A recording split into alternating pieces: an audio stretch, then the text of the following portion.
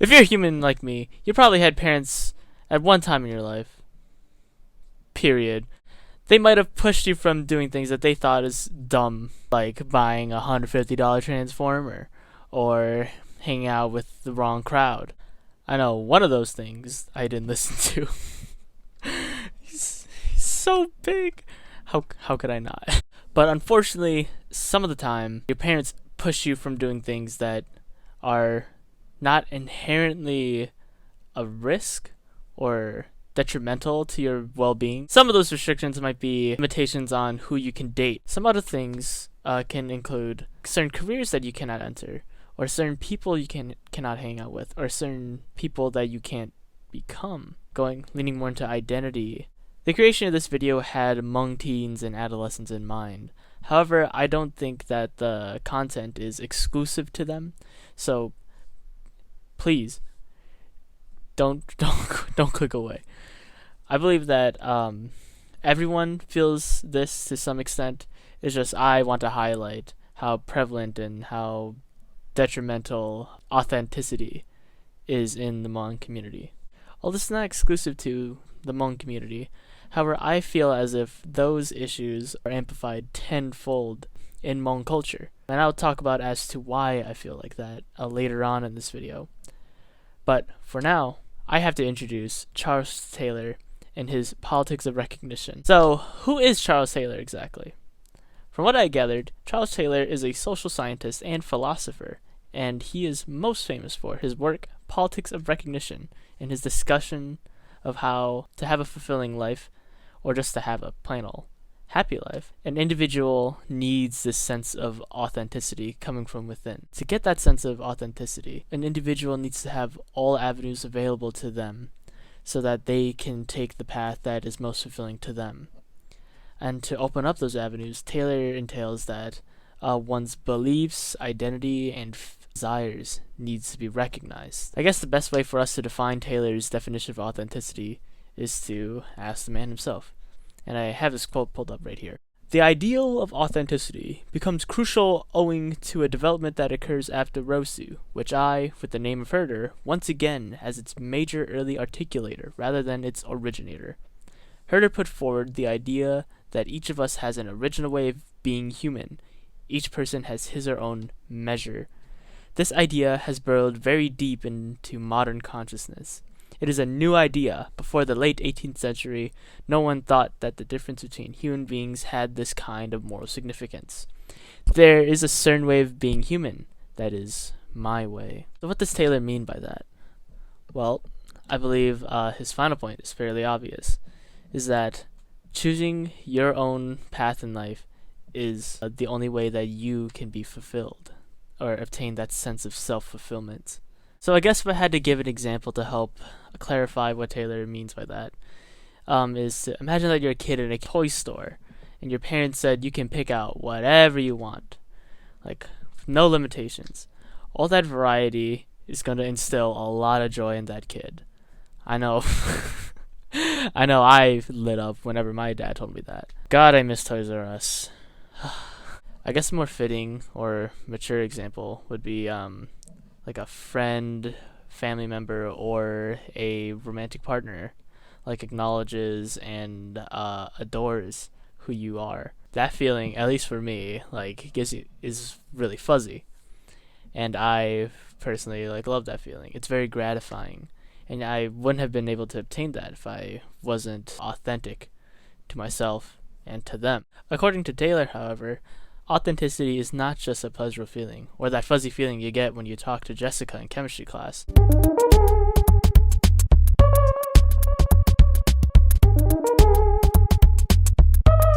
No. Authenticity is a vital human need. In the context of politics of recognition, authenticity is needed in a multicultural society. However, we're not going to lean into the multicultural part. Authenticity is your door to happiness. So let's talk more about recognition. I mentioned it earlier in this video. Recognition is not as simple as acknowledging that you believe in this or you're living your life this way.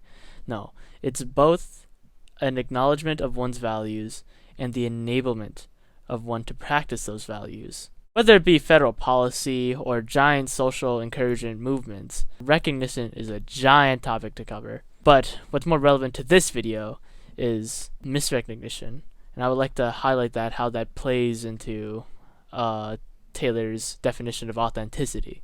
Misrecognition obviously is the opposite of misrecognition. Misrecognition, in short, is the denial or disallowing or unacknowledgement of someone's beliefs, desires, and values. Misrecognition, according to Taylor, just flat out denies you of attaining self-fulfillment.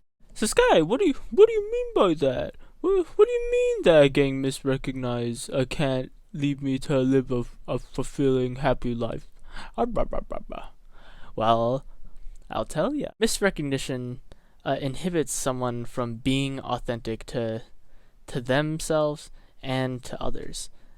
And as we stated before, authenticity is the door to happiness, to your happiness. I mean, how are you going to live a fulfilling life if you aren't true to yourself? Like, you can't just be on your deathbed and just have a list full of regrets. No, you want to be on your deathbed, surrounded by the people that you love, with as little regrets as possible, although regret is inevitable. But at least you can minimize that by living a life with meaning, or living a life that you are content with, not complacent with. So how does Charles Taylor's idea of authenticity tie back to the Hmong community? Well, although this is not exclusive to us, again, but family disapproval is extremely rampant with just about any Hmong family. It's pretty bananas. The most common familial disapproval is what I mentioned in the beginning. Career disapproval, friend disapproval, hobby disapproval, and most prevalent of all, romance options like disapproval. A lot of this disapproval I find to be stemmed from Hmong conservative values and xenophobia. If you already don't know, some of these Hmong values that I think are the big culprits are keeping culture alive, appeasing your elders, and excessive pride. Not the best cocktail of values, in my opinion. It's from those three values I find to be the biggest contributors to our absurdly high depression and suicide rates, especially among Hmong youth and adolescents. In fact, out of all Southeast Asian communities or ethnicities, Hmong communities have the highest suicide and depression rates. It's pretty disheartening, I'll be honest. Those three values also come into play between this huge disconnect between Hmong youth and plain old Hmong adults and elders. This pressure of the youth to preserve tradition is an extreme burden that often overrides their own dreams and individuals' desires. Also, this need to preserve tradition also brings a sense of xenophobia, in the sense that they do not want outsiders, more often than not white people, to like squirm their way into the family, according to them. And obviously, these burdens and pressure on the youth prevents them from obtaining Taylor's definition of authenticity. This is a blatant example of misrecognition Taylor describes. It's oppressing, it's depressing, it's overall like a lose-lose for all sides. The Hmong elders, Hmong youth. It's an extremely concerning issue. To follow back on the prevalency of Hmong suicide and depression, in 2001 in Fresno, California, half of all teen suicides were from Hmong kids. And if that isn't concerning, it hasn't gone down. Um, I dread what that number looks like right now because, well, one, quarantine and being stuck with stingy family, or just connecting with people who make you feel real probably has a huge toll on the youth today. I know personally has a toll.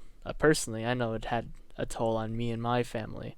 Now we reach the dreaded part of any video. Anecdotal evidence. I know my professors are gonna be like, "Get this shit off me!" But please, keep listening. I think that these anecdotes, probably you haven't heard often.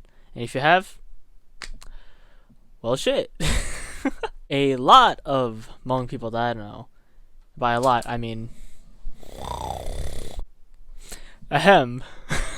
By a lot, I mean not just 3 people. No, I mean like dozens of people. A lot of these people, they were told, that they couldn't date outside of race, Hmong, the Hmong, duh. And these people, they were so dedicated to not anger their parents that they would deny their feelings and desires and everything and anything, just to appease their parents.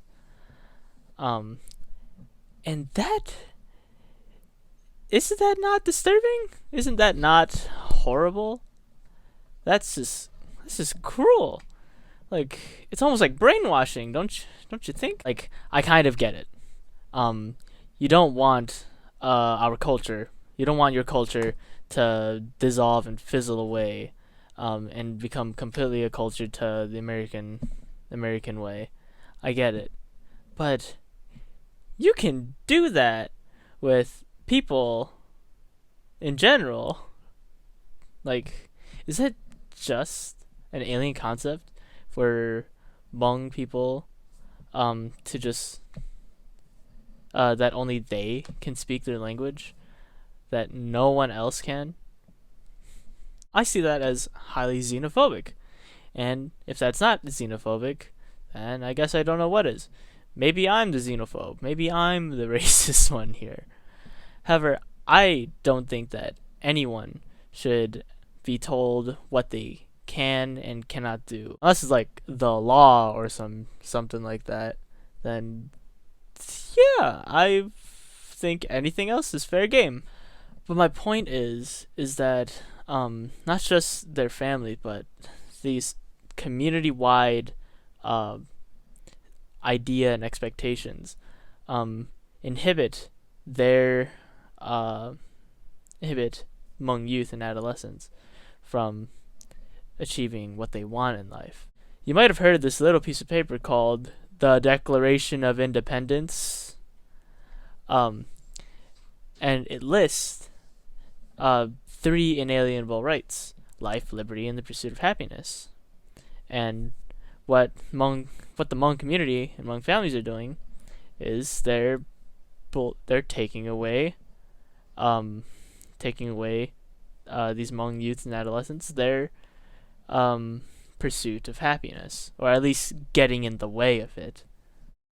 And again, going by Taylor's logic, this inhibition of their pursuit of happiness will lead them from ever being able to attain their sense of authenticity. The Hmong community is just a giant example of what misrecognition does to someone. No, I may be a little hyperbolic in this video, and maybe a little bit overgeneral, but this issue, when you hear of the same story from hundreds of different people, like, you start to think to yourself, like, is this really just a case-by-case basis?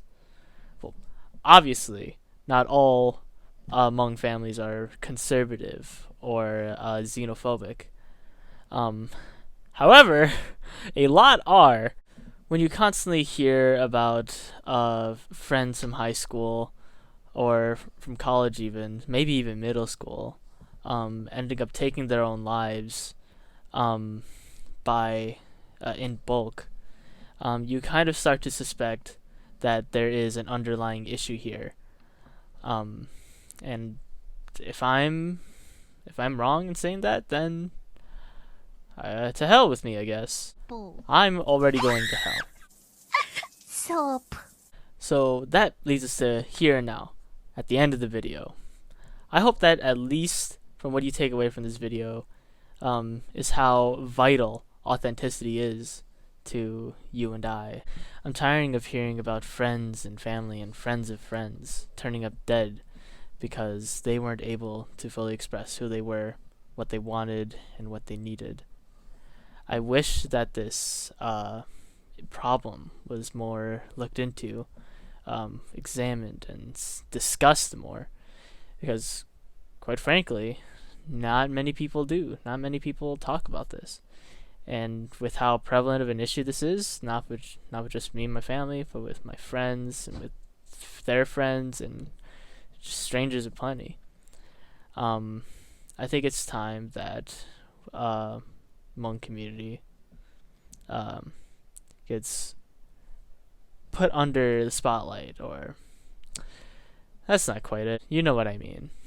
Now, if you're a Hmong, or if anything in this video resonated with you or is reminiscent of your situation or of another person's, this last part's for you. It's scary to go against the wants and wishes of your family, and it's probably dishonorable. However, you deserve to live life how you want. You deserve to live the best life possible for you. You deserve to be loved, and you deserve to love no more than any other guy on the street. Find your authenticity and be happy. That's it for me. I hope you enjoyed the video, and I'll see you in class if you're my teacher, or if I make other videos on this channel. See ya.